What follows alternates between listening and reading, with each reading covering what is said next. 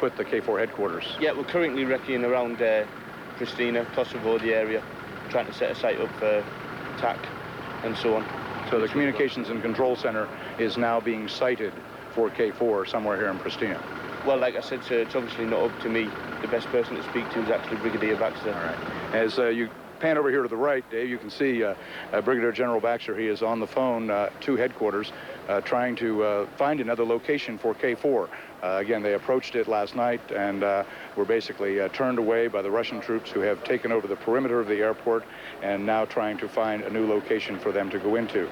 So they cannot go to the airport and set up. How much of a problem is this going to be?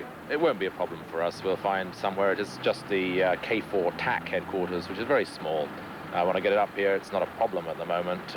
But clearly the General would rather have a base rather closer here than back in Skopje. But you wanted to be at the airport? No, we want to be close to Pristina. When the first time you plan from photographs and maps, the airport was the obvious place. We had standbys, and we're now going around all the alternative sites to see. The aim was eventually to end up in Pristina, so we get there faster. Are there negotiations going on now? Irish Guards battle group, and their job has been basically to secure a bridgehead to allow the rest of the NATO force to come safely into the capital, Pristina.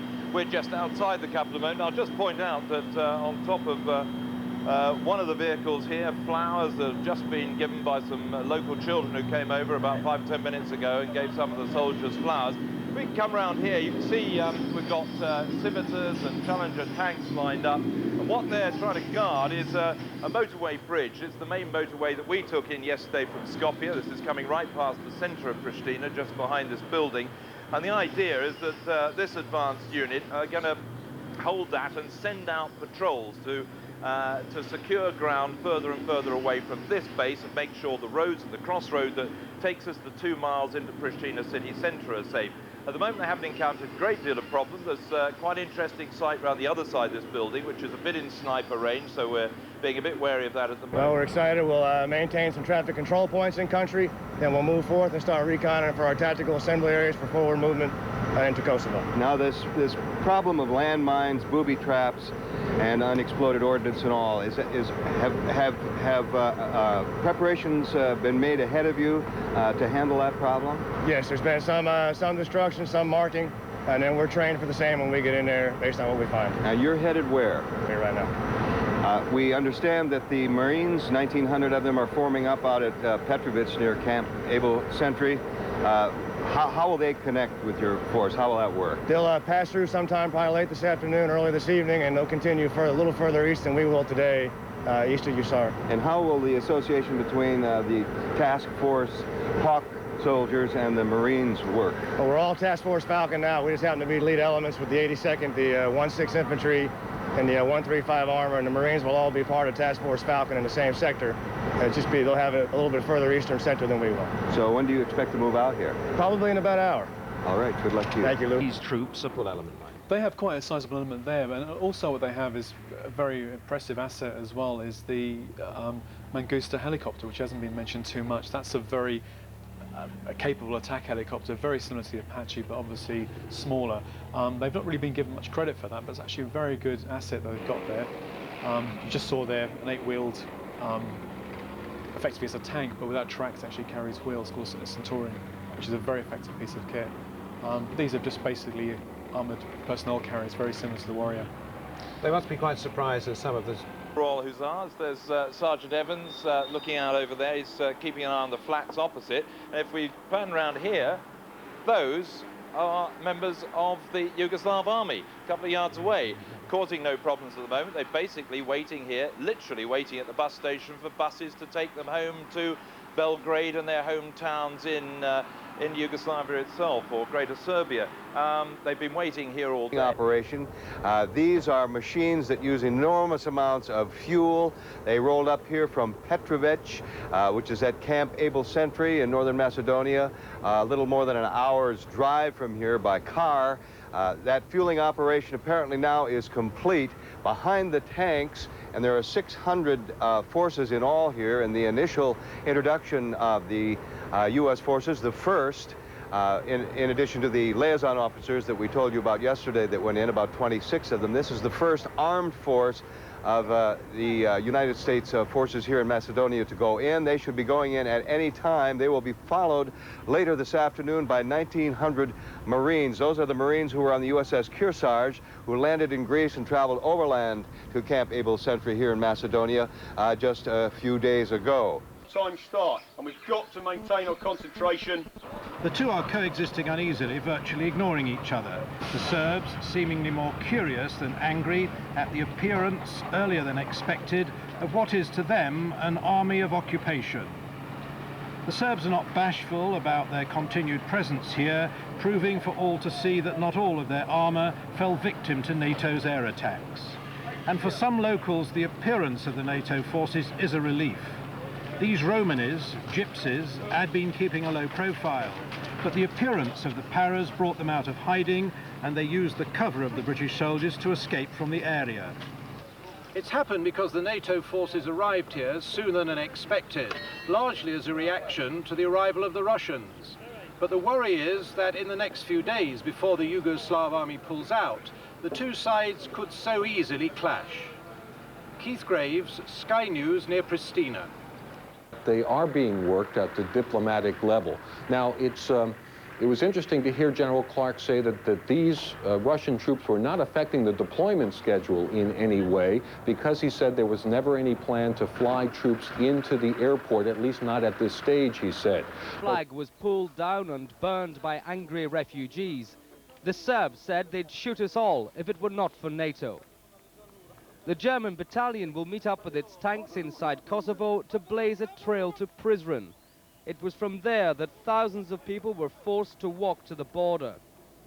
The job of these NATO soldiers will be to clear a path for the refugees to return. A path littered with the ordnance of war and ethnic cleansing. Ross Appleyard, Sky News. The file is the danger area with steep sides that That's they correct. first went through, where they could have encountered enormous problems. That's right. That was obviously where the Gurkhas and the Paras secured yesterday. That's now been positively secured. The US are now going to take over the role of protecting that, and will release the Gurkhas from there to move forward up to Pristina. Going back to what's happening in Pristina and talking about the rules of engagement, we mentioned earlier on the fact that NATO had its first incident. A while ago, those are the advanced forces of the Panther Division in the 82nd Airborne, a number of Abrams tanks and Bradley fighting vehicles, and 600 other troops, the first U.S. forces to enter Kosovo. Of course, the United States playing a major role in the air war, the 72-day air war over Kosovo, and now the ground forces are moving in. The lead tanks moved in about 30 minutes ago. And of course, again, the Marines are close behind. Anti-tank weapons pulled out of the southern province. On the thronged streets of Rashka, 40 miles north of Pristina, children tossed flowers to relieved-looking soldiers, though glummer faces among the crowd suggested adults recognized the climb down behind government propaganda claiming these men had triumphed by preserving Yugoslavia's borders. And in a foretaste of potential unrest ahead, the unit's commander hinted that cuts in the army budget may have curtailed their resistance. "We did what we could," he said, "with the equipment the government allowed us." In Kraljevo, an armoured brigade rolled through the city, tank crews returning civilians' cheers with the Serb three-digit victory salute. Not a retreat, insists the government, but an agreed handover to UN peacekeepers. The word NATO barely mentioned in the official media, lest it concede success to the alliance's 11 weeks of bombing. By night, too, the exodus went on, movement that would have been fatally reckless while NATO ruled the skies. These armoured vehicles returning to base and waiting loved ones. "My boy's a hero," said this joyous father. He's now survived 3 wars, inadvertently confirming Belgrade's forces' involvement in Bosnia and Croatia before that. This is Požarevac, eastern Serbian birthplace of Slobodan Milosevic. But even here, the euphoria may soon give way to questions about the conduct of the war and whether the troops who won't be returning were sacrificed in vain. The reality of Russia's presence in Kosovo. The NATO told me here in this area. For this French officer, pure frustration. But we have to work together. I don't know exactly. But in London, Foreign Secretary Robin Cook emerged from telephone talks with Moscow with key assurances. Russian troops in control of Pristina airport, he predicted, would fall under unified KFOR command, and vitally, there will be no partition of Kosovo. There is no. So far, lots of incidents, but just the kind of incidents we'd expect. Just getting back to the Russian situation over at the airport, Chris, high hopes this morning, George Robertson in particular, Robin Cook, you know, confidence was high that it was all going to be resolved. We hear that Presidents Clinton and Yeltsin have spoken. Wesley Clark says Pristina airport problem, it is political, it's not impacting on NATO deployment. Clearly it's still all up in the air though. Well, I think it must be impacting on NATO deployment on the airfield itself. There's only 200 Russians, but they are on the airfield. My understanding is that they have reached some sort of an agreement that NATO holds the southern part of the airport and that the Russians hold the northern part, and that the north-south runway will be shared. There was, I understand, an incident earlier where Brigadier Freer, commanding 5 Airborne Brigade, actually shouted at the Russians to get out of his way, and he then showed them that he'd been given one of those distinctive blue and white striped t-shirts which the Russian paras wear, and he showed them that he was We've wearing. seen trucks with fridges on and chairs and children's bicycles, all the goods and chattels. But let's catch up with all the news of what's been happening in the inside of the city of Pristina today. Andrew Wilson has spent the day on the city's streets. Pristina style. Throughout the day, KFOR's profile grew higher and higher, and with that activity, tension has only risen. For some, this massive and almost entirely British presence is welcome, whether as liberation or some kind of ending to the past terrible months. But surrender has also been angry.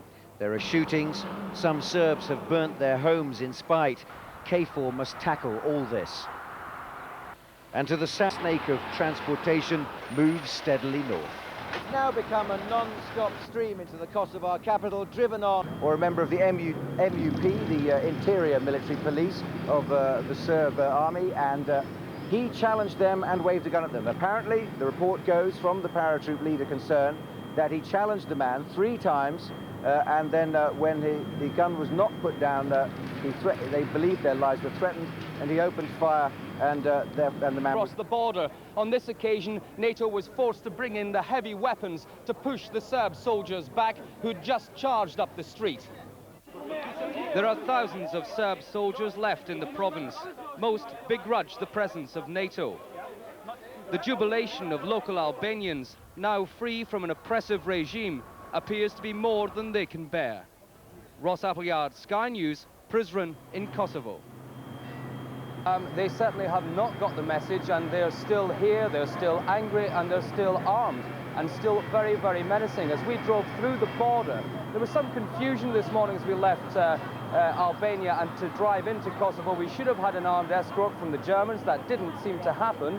We were allowed through the border, and we drove along the road on our own. Russian and NATO troops is being dealt with at the very highest level. Presidents Clinton and Yeltsin spoke by phone today. So far, the problem is far from resolved. Russian reinforcements now without a NATO agreement, and Presidents Clinton and Yeltsin are having telephone talks in the search for a permanent deal to keep the peacekeepers together. John Ray, Sky News. Controlling most of it. As you were reporting earlier, there was some negotiations going on today at the very, very highest level. It's being suggested here, though it is only suggested by people you talk to, not on an official level, that possibly there's some dissent in Moscow about what's going on, because the Russian forces are still firmly in control here. Even as President Clinton was getting involved, the Russians were refusing to allow NATO troops into the airport. NATO was... Brings up to date that earlier incident when a Serb military policeman was shot by NATO forces. Yes, we don't know. The story that's been unfolding.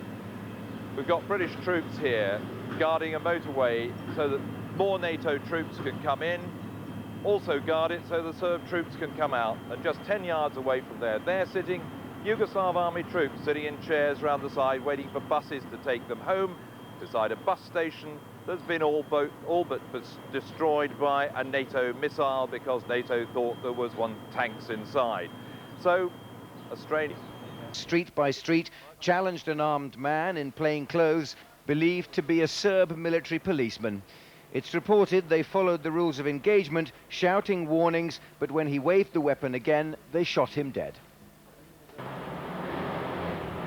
Pristina may be under a new management, but the takeover is proving tricky and by many is seen as hostile. Throughout the day, KFOR's profile grew higher and higher, and with that activity, tension has only risen. For some, this massive and almost entirely British presence is welcome, whether as liberation or some kind of ending to the past terrible months. It's nice to be here. That's useful. Enough to stay with my group. But surrender has also been... Finally come out of their homes. There were wilds. The Albanian community had been in hiding for months as the Serbs waged their campaign of terror. Now it's British troops who are patrolling the streets of Pristina. This city is not yet safe by any means, but it is getting safer. Well, it's obviously a fairly combustible time because we've got the Albanian community very happy, the Serbian community less happy, us and the VJ all here at the same time. So it is quite difficult, but we're just trying to keep it all calm. You'll notice we've taken our flak jackets off and our helmets, just want to keep everything calm. Yesterday, the troops have been pulling out of Pristina today, jeered as they left town by the people they have made to suffer so much. The Serbs ran a gauntlet of hatred. There were no apologies from them, merely smug smiles of defiance.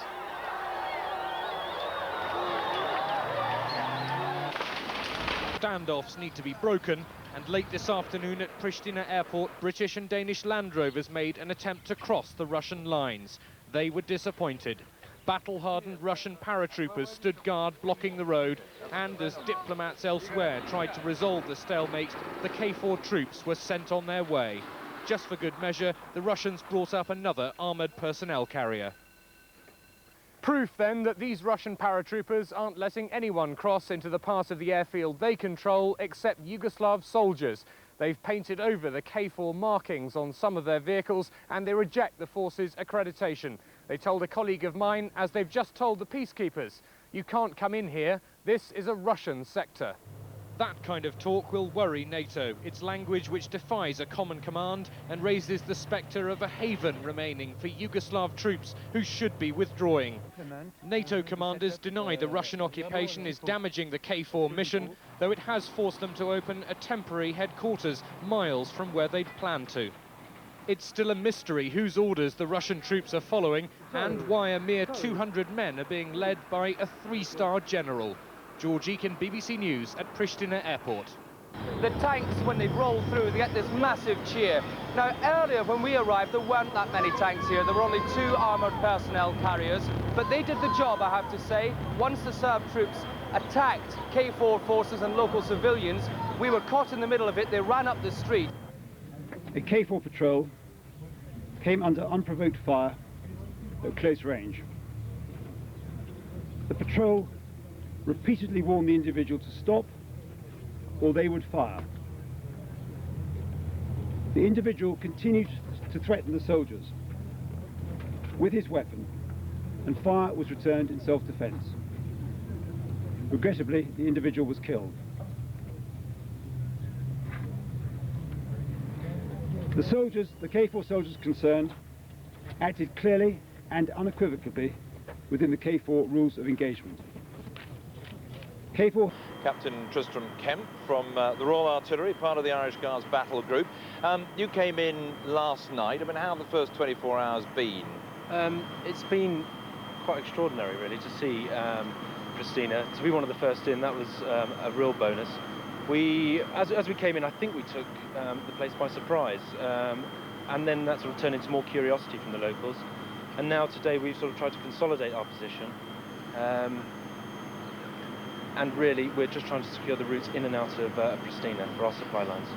Interestingly, you seem to have almost come... VJ soldiers and MUP just waiting for civilian buses. And now this place was hit by a bomb a few weeks ago, a missile part of the air campaign. But to see VJ soldiers sat there, catching buses to wherever they happen to be going, presumably home, has been quite strange. Not too. Back into their homeland before NATO came in from Albania. The border guards had just melted away. They'd left the plates they'd taken from refugees' cars as they tried to strip Kosovo Albanians of their old identities. But Serb troops were still only 100 yards away, young, humiliated, tense, and well-armed. A German officer gave their commanders an ultimatum. In prison. You have to leave within 30 minutes, and it's 11 o'clock now. There's no moment, there's an order. The Serbs asked for 6 hours. That's the end of the discussion. You have now 28 minutes. They did as they were told. There weren't even any trucks for them. So the Serbs are on their way out here. More than 400,000 Kosovo Albanian refugees passed the other way into Albania. They want to be the next people back, but they're going to have to wait until NATO, the German troops, make this area secure. Then the German armored column moved forward. They headed for Prizren to set up a headquarters. In Prizren, Serbs had gathered outside the special police building. Serb civilians were with them, terrified about revenge, wanting to get out, more victims of the war.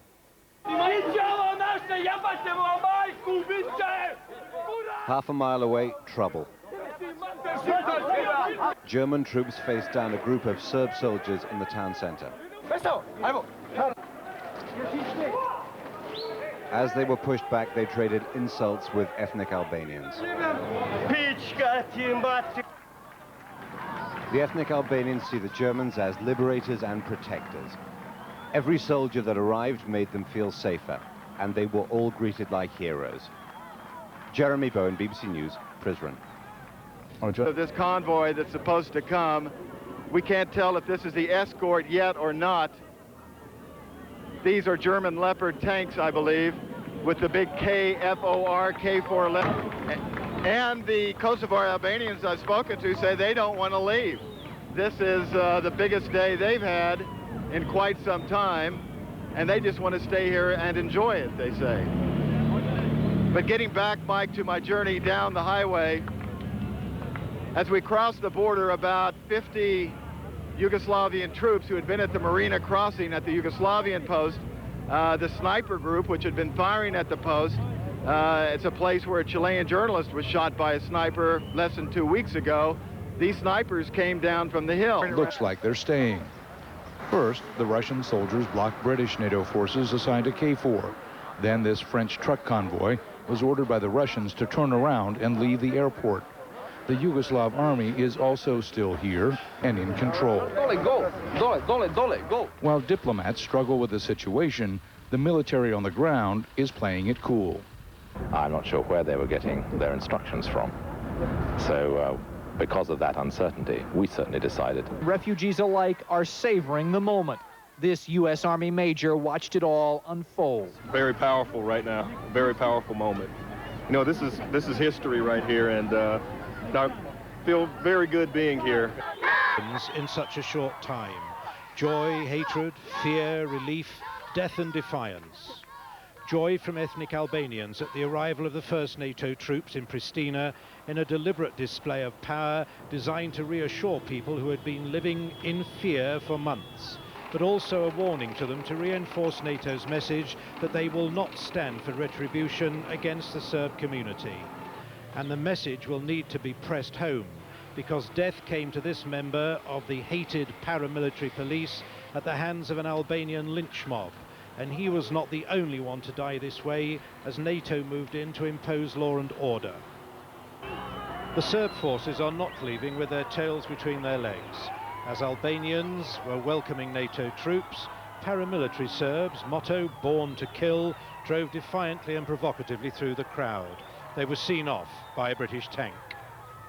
Nearby, They had just been fired upon, they said, and swung their main gun around at the house a hillside away where they think the shots came from.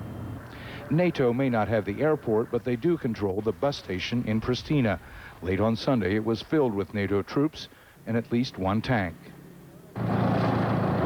They are now also patrolling the streets, something that was done just a day earlier by Yugoslav forces. British military officials. These German troops know that the sector they will patrol is believed to have more mines than anywhere else in Kosovo. I go to Kosovo, I will look what we're doing, and I will help, that's all. But as German troops moved in, the mood in Prizren changed dramatically.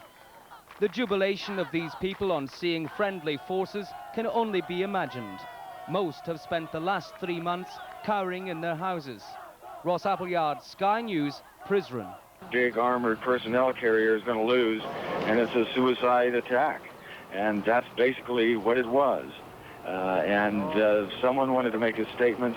Another eyewitness at the scene said that one of the men was a retired police officer. People who knew them there said both of them were Serbian. And of course, the World Vision person who helped give first aid to the wounded Serbian person in the car said those words. The man said, "I am Serb, I must die for my country." Evening, Prizren. German troops opened fire. One of them had just been shot and wounded, they believed, by the men in the car. The driver was killed and his passenger seriously wounded. The Germans fired back from a tank covered in flowers, left from the rapturous welcome they'd had from Prizren's ethnic Albanians. The Germans were all greeted like heroes. Every soldier that arrived made them feel safer. For these people, the Germans are liberators and protectors. But we know that now we are free. NATO soldiers are here. But soon the desire of ethnic Albanians to get their own back broke surface. And so did the humiliation and rage of the Serbs. German troops forced back a group of Serb soldiers who'd moved too close to the crowd. They traded obscenities.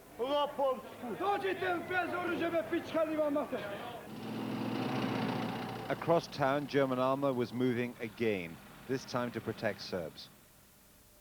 At the military hospital, the Serbs were